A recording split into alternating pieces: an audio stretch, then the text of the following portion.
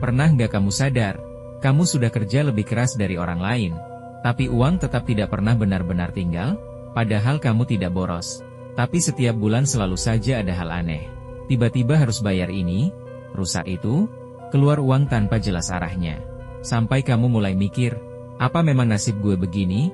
Hari ini saya mau jujur. Masalahnya bukan kamu kurang usaha. Bukan juga karena kamu tidak beruntung. Masalahnya ada di tempat yang kamu anggap paling aman. Rumah kamu sendiri. Ada energi yang setiap hari kamu lihat, tapi tidak pernah kamu sadari. Yang pelan-pelan menguras uang, emosi, bahkan keputusan hidup kamu. Dan yang lebih parah, 90% orang sudah terkena minimal 3 kesalahan ini, tanpa sadar. Tidak peduli kamu CEO apa, tinggal di rumah besar atau kontrakan. Saya akan bongkar 10 kesalahan tata rumah, yang selama ini tidak pernah dijelaskan secara jujur, dan bisa langsung kamu cek hari ini juga. Saya tanya kamu jujur, ini terjadi di hidup kamu atau tidak? Gaji baru masuk, belum seminggu sudah habis. Bukan boros, tapi selalu ada pengeluaran aneh. Malam capek, tapi tidak bisa tidur. Pagi bangun, badan terasa berat. Rumah sudah dirapikan, tapi tiap masuk tetap bikin emosi. Di kerja, kamu sering kena masalah.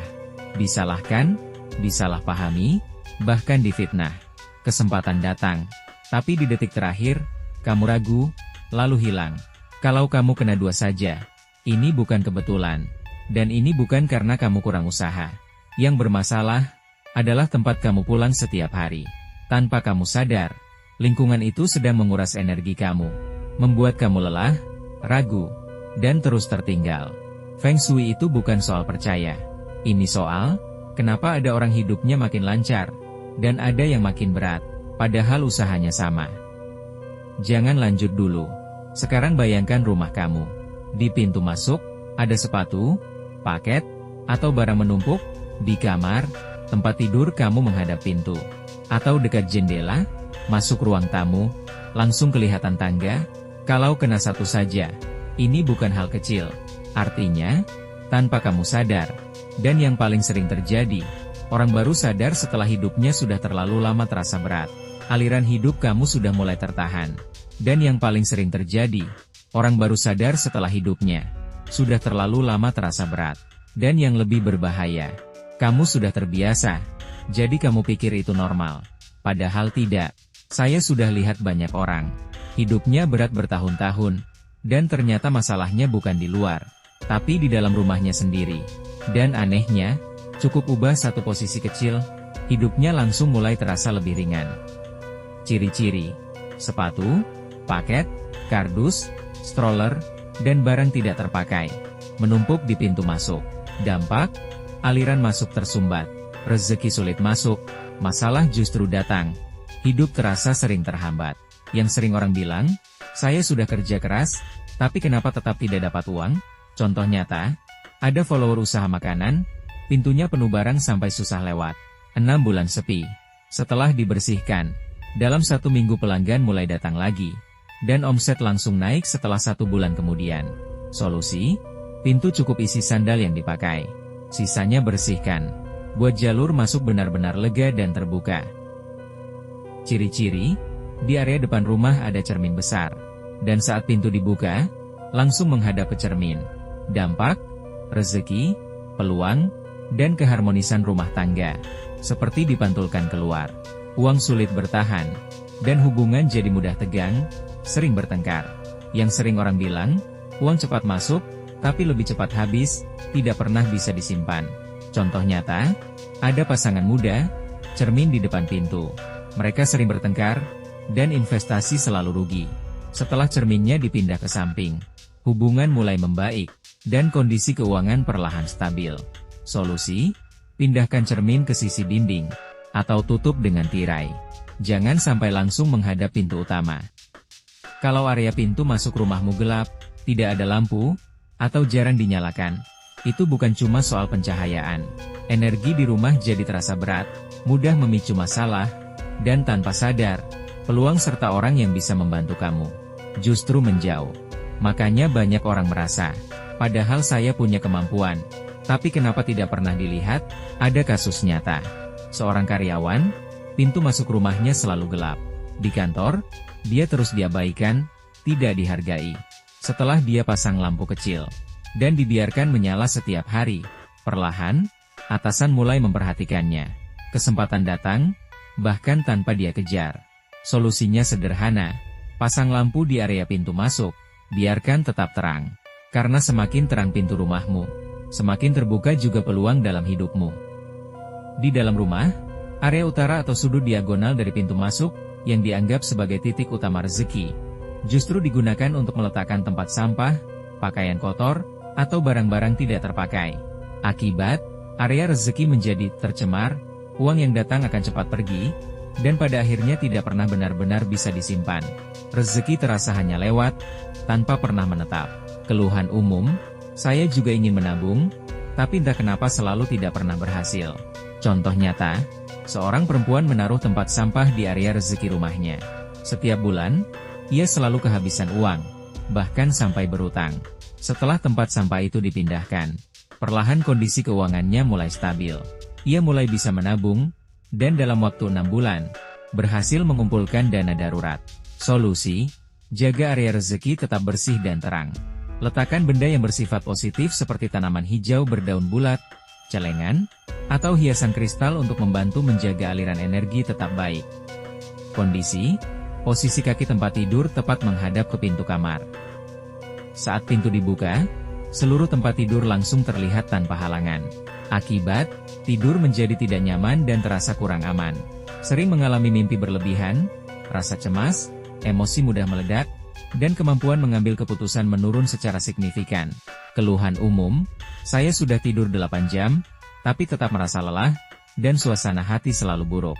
Contoh nyata, seorang anak muda memiliki posisi tempat tidur yang langsung menghadap ke pintu kamar. Dalam jangka waktu lama, ia mengalami insomnia dan sering melakukan kesalahan dalam pekerjaan. Setelah posisi tempat tidur diubah, kualitas tidurnya meningkat drastis, dan kinerja kerjanya juga menjadi jauh lebih baik. Solusi, ubah posisi tempat tidur agar tidak langsung menghadap ke pintu. Jika tidak memungkinkan, gunakan pembatas seperti layar, partisi, atau lemari untuk menutup pandangan langsung, sehingga tercipta rasa aman dan privasi yang lebih baik. Kondisi, posisi kepala tempat tidur menempel langsung pada jendela, sehingga angin sering mengenai kepala dan cahaya masuk langsung tanpa penghalang. Akibat, dalam menjalani hidup terasa seperti tidak memiliki sandaran atau dukungan. Lebih mudah bertemu orang yang merugikan, sering dipersulit, dan menghadapi banyak hambatan. Karir maupun hubungan menjadi tidak stabil. Keluhan umum, saya tidak merasa menyakiti siapapun, tapi kenapa selalu ada orang yang menyerang atau menyulitkan saya? Contoh nyata, seorang tenaga penjualan memiliki posisi kepala tempat tidur yang menempel pada jendela. Akibatnya, performa kerjanya buruk dan ia sering menghadapi pelanggan yang menyulitkan. Setelah posisi tempat tidur diubah, dan kepala tempat tidur disandarkan ke dinding yang kokoh, perlahan mulai muncul orang-orang yang membantu dan mendukung. Penjualannya pun terus meningkat secara konsisten. Solusi, pastikan kepala tempat tidur bersandar pada dinding yang solid. Ini melambangkan adanya dukungan yang kuat, sehingga kehidupan dan keberuntungan menjadi lebih stabil. Kondisi, saat pintu utama dibuka, langsung menghadap ke tangga, baik tangga yang naik ke atas maupun turun ke bawah. Akibat, aliran energi yang masuk langsung mengalir keluar tanpa sempat tertahan atau mengendap. Akibatnya, rezeki datang dengan cepat, tetapi juga pergi dengan lebih cepat. Sulit untuk mempertahankan hasil yang sudah didapat. Keluhan umum, kesempatan sebenarnya datang, tapi saya tidak pernah bisa benar-benar mempertahankannya. Contoh nyata, seorang pelaku usaha perdagangan memiliki posisi pintu rumah yang langsung menghadap tangga. Akibatnya, pembayaran dari klien sering tertunda, dan banyak pesanan yang akhirnya hilang. Setelah ia membuat pembatas sederhana di area pintu masuk, seperti sekat atau lemari kecil, aliran keuangannya mulai terasa lebih lancar dan stabil. Solusi, gunakan pembatas seperti layar, partisi, atau lemari di area pintu masuk. Tujuannya agar aliran energi melambat, tidak langsung keluar, dan bisa tinggal lebih lama di dalam rumah. Pintu kamar tidur atau pintu kamar mandi langsung menghadap ke ruang tamu tanpa adanya pembatas atau penutup. Akibat, energi dari ruang pribadi mudah bocor keluar. Hal ini membuat seseorang mudah merasa lelah, emosi tidak stabil, dan kualitas istirahat menjadi buruk. Keluhan umum, walaupun sudah di rumah, tetap tidak bisa benar-benar istirahat, rasanya selalu gelisah dan tidak tenang. Contoh nyata, seorang ibu rumah tangga memiliki posisi pintu kamar yang langsung menghadap ke ruang tamu. Dalam jangka panjang, ia merasa lelah terus-menerus dan sering mengalami kecemasan.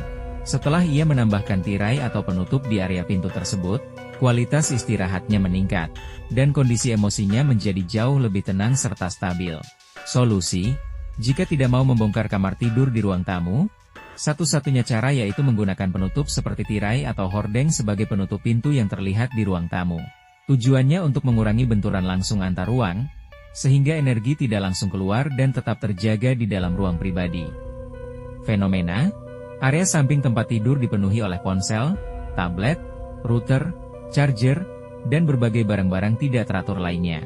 Akibat, hal ini menciptakan kekacauan energi dalam ruang tidur, menyebabkan kualitas tidur menurun, pikiran menjadi tidak teratur, serta sering terjadi kesalahan dalam pengambilan keputusan. Pengguna sering berkata, "Pikiran saya kacau, saya sering mengambil keputusan yang salah." Kasus nyata, seorang pekerja lepas menyimpan banyak perangkat elektronik di samping tempat tidurnya. Akibatnya, proyek yang dikerjakan sering mengalami kesalahan. Setelah area tersebut dibersihkan dan ditata ulang, pikirannya menjadi lebih jernih, dan efisiensi penyelesaian pekerjaannya meningkat secara signifikan. Solusi: jauhkan semua perangkat elektronik dari area samping tempat tidur. Jaga agar area kepala tempat tidur tetap sederhana, bersih, dan tidak berantakan. Fenomena: di dalam rumah terdapat tanaman hias berduri seperti kaktus, mawar, dan Euphorbia millii, tiger thorn plant. Akibat, hal ini memicu gosip, konflik, dan perkataan buruk dari orang lain. Hubungan sosial menjadi tegang, dan karir sering terhambat di berbagai sisi. Pengguna sering berkata, "Saya sebenarnya orang yang baik, tapi selalu disalahpahami oleh orang lain." Kasus nyata, seorang pekerja kantoran menaruh banyak kaktus di jendela ruang kerjanya. Ia sering menjadi target perlakuan buruk dari rekan kerja. Setelah mengganti dengan tanaman sirih gading, pothos, hubungan sosialnya menjadi lebih harmonis dan pekerjaannya berjalan jauh lebih lancar. Solusi: hanya pelihara tanaman dengan daun yang lembut dan membulat seperti sirih gading, pohon uang, pacira, dan tanaman uang, money tree, karena dipercaya membawa energi stabil dan keberuntungan finansial. Fenomena: kamar tidur terasa sepenuhnya kering dan tegang, sehingga seseorang mudah merasa gelisah dan pikirannya menjadi kacau. Akibat, pikiran menjadi tidak tenang, keputusan diambil secara impulsif, dan mudah melakukan kesalahan dalam memilih. Pengguna sering berkata, "Saya selalu tidak bisa tenang. Begitu terburu-buru pasti langsung salah." Kasus nyata, seorang pengikut yang bekerja di bidang perencanaan mengalami pikiran yang kacau dan sulit tidur. Ia kemudian meletakkan satu wadah kecil berisi air bersih di sudut kamar tidur, tidak menghalangi jalan dan tidak mencolok. Beberapa hari kemudian, kualitas tidurnya membaik dan pikirannya menjadi jauh lebih stabil. Solusi: letakkan satu wadah kecil berisi air bersih di tempat yang tidak mencolok di dalam kamar tidur, untuk membantu menstabilkan suasana ruang, membuat tubuh lebih rileks, dan pikiran menjadi lebih jernih. Di sini sekalian saya sampaikan satu hal. Dalam Feng Shui tradisional, memang ada beberapa pandangan mengenai angka atau jumlah kamar tidur. 1, 2, 5, 6 dan 7 jumlah yang terbaik. Namun, tidak perlu terlalu dipermasalahkan atau dipikirkan secara berlebihan. Dibandingkan angka, faktor seperti kebersihan, kerapian, dan aliran ruang yang lancar justru jauh lebih penting dalam memengaruhi energi tempat tinggal Anda. Selama rumah terasa bersih dan nyaman, Anda tidak perlu menambah beban pikiran hanya karena hal tersebut. Setelah mendengar sampai di sini, coba bandingkan lagi dengan kondisi rumahmu sendiri. Apakah kamu sudah terkena 4, 5, atau bahkan lebih dari poin-poin tersebut? Yang paling menakutkan bukanlah kamu melakukan kesalahan, tetapi kamu tinggal di dalamnya setiap hari tanpa pernah tahu mengapa hidupmu terasa terus tidak berjalan dengan lancar. Kamu pasti pernah mengalami situasi seperti ini. Ada orang yang seolah tidak melakukan apa-apa, hanya tinggal dengan nyaman, tetapi keberuntungannya semakin baik. Sementara ada orang yang sudah berusaha mati-matian, namun hidupnya justru semakin melelahkan. Akar masalahnya seringkali ada pada ruang tempat mereka beraktivitas setiap hari. Terakhir, saya berikan 3 kalimat kunci untukmu. Kalau tidak hafal, pastikan untuk menyimpannya. Pintu masuk terang dan bersih, rezeki dan penolong akan datang. Ruang tamu mampu menghimpun energi, kekayaan pun akan mendekat. Kamar tidur yang nyaman dan baik, membawa keberuntungan hidup yang lebih tinggi. Feng Shui terbaik, setengah berasal dari lingkungan, setengah lagi dari hati manusia. Rumah yang bersih membuat hati menjadi tenang. Ketika hati tenang, segala urusan pun menjadi lancar. Jika video ini bisa membantu satu orang, maka itu sudah berarti. Pastikan untuk membagikannya kepada orang tua, keluarga, dan pasanganmu, agar seluruh keluarga bisa menghindari kesalahan-kesalahan ini. Terakhir, selain dari tata rumah, ada satu hal yang sering dilupakan. Rezeki tidak hanya datang dari luar, tapi juga dari apa yang kita lakukan. Perbanyak berbuat kebaikan dan amal. Karena setiap kebaikan yang kamu keluarkan, akan kembali dalam bentuk yang tidak kamu duga. Semakin kamu memberi, semakin hidupmu terasa cukup, dan rezeki pun akan datang dengan cara yang lebih lancar. Melepaskan makhluk hidup, seperti memberi kebebasan pada hewan, adalah bentuk kebaikan yang sangat besar. Bukan sekadar tindakan, tapi doa yang berjalan. Seringkali, dari hal kecil seperti itu, jalan hidup yang tadinya terasa buntu, perlahan terbuka. Bukan karena kebetulan, tapi karena kebaikan dan kebajikan yang kamu lakukan, kembali padamu. Jadi ingat 3 hal ini. 1. Rumah rapi, energi lancar. 2. Hati tenang, hidup lebih ringan. 3. Banyak memberi, rezeki akan mengikuti. Tahun 2026, tidak perlu mengejar yang instan. Cukup jalani dengan stabil, bersih, dan penuh kebaikan. Karena saat lingkungan dan hatimu sudah selaras, peluang akan datang dengan sendirinya. Kalau ini bermanfaat, like, simpan, dan kirim ke orang yang kamu pedulikan. Follow, karena selanjutnya akan ada pembahasan khusus yang lebih dalam untuk 2026.